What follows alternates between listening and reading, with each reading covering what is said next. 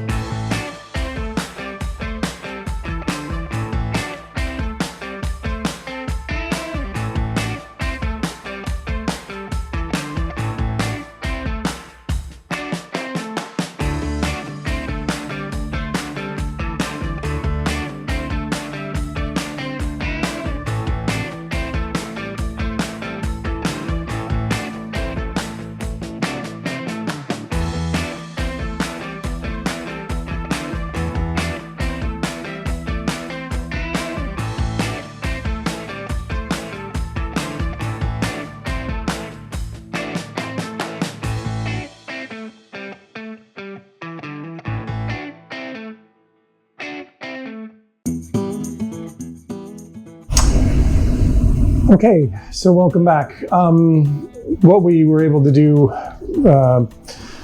this episode was really get, as I mentioned before, kind of get the tunnel cleaned up.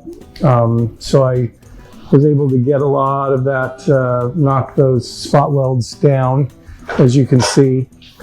Got a little bit of rust, so I just need to probably put a little bit of the rust reformer on there, down there, as you can see, and then get it ready for painting. But I ran out of battery last night, but I did pull off the front steering beam. So I got that pulled off, and as you can see, it's it's pretty rusty. I pulled most of the tie rods off. That last tie rod I gotta bang out. I mean, it's in there. I used a torch to try to shrink, or get the metal expanded around it, but it's still a little hard to get off. And then I got to get off this front hub here. What I'm going to do is I'm actually going to order a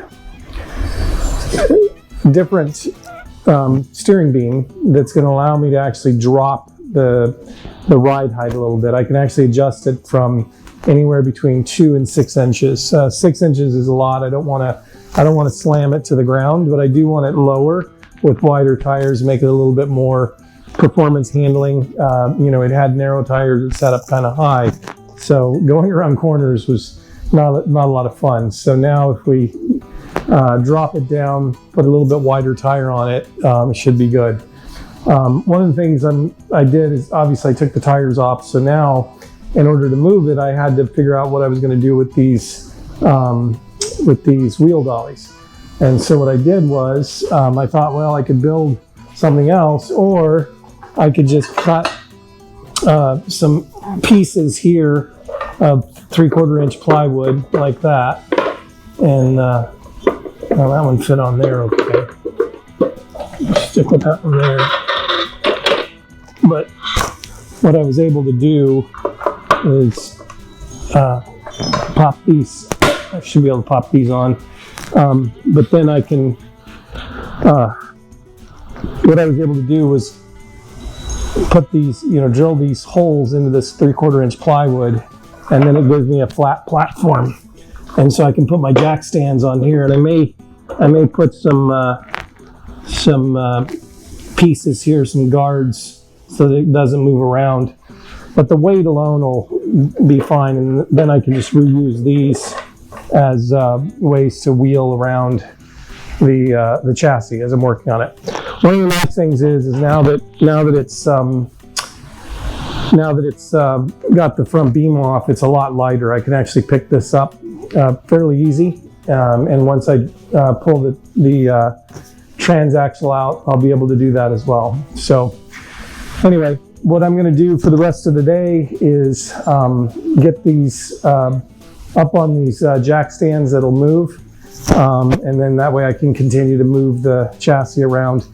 One of the things about being in a home garage, as you can see, I share the garage with the washer and dryer, which is fine, and it's a 2.5 car garage, but you run out of space pretty quickly. So I need to make sure that everything I do has wheels. I can kind of move it around in and out, side to side. If I need to get to my toolboxes, I can move the body over, get to the toolboxes, move it back.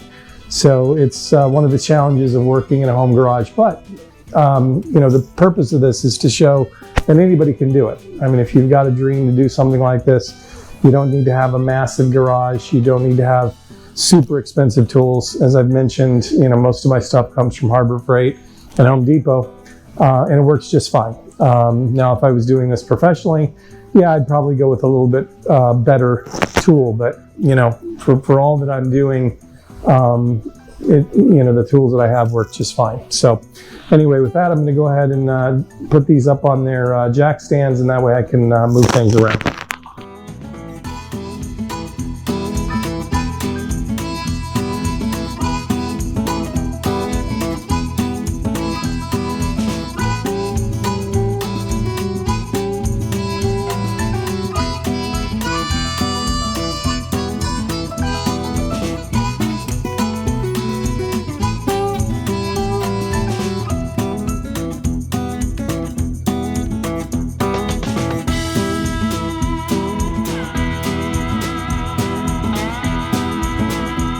So we're going to finish what we started yesterday by, we want to drop the transaxle. I was able to get the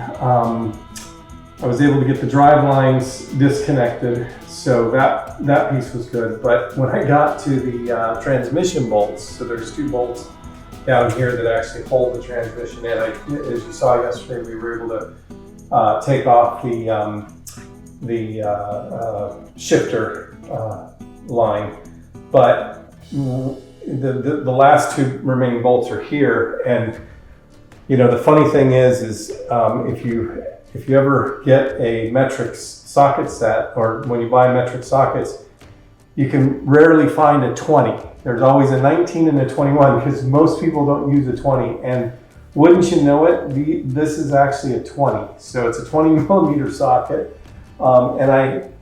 Yesterday we stopped, we went to Harbor Freight, we couldn't find it, except if we bought a $50 set of sockets, which I didn't need.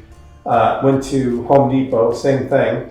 So we ordered these today. We ordered these last night on Amazon, and thank God for Amazon, they come pretty quickly. So that is exactly the fit that you need right there. So that'll take off these 2 bolts. And then we should be able to drop it. Once I drop that, I'll go ahead and take the coilovers out to reduce the weight even more. And then I'm going to put it up on the jack stands. I'm going to pull that other hub off. I did get this is a 36 millimeter socket here to take this this nut off of here so that we can pull the drum off. So I tried to pull it out. It's, you know, rusted in there pretty good, so I'm probably going to have to.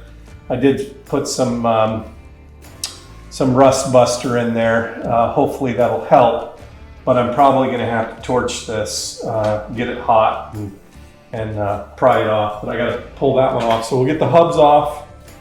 We'll pull the drive lines out.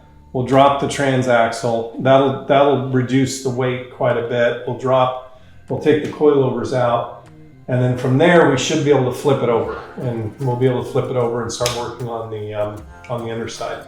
Again, the goal this weekend is to get the pans welded in. So I want to get everything prepped so that by Saturday we can weld the pans, and then we can finish the underside.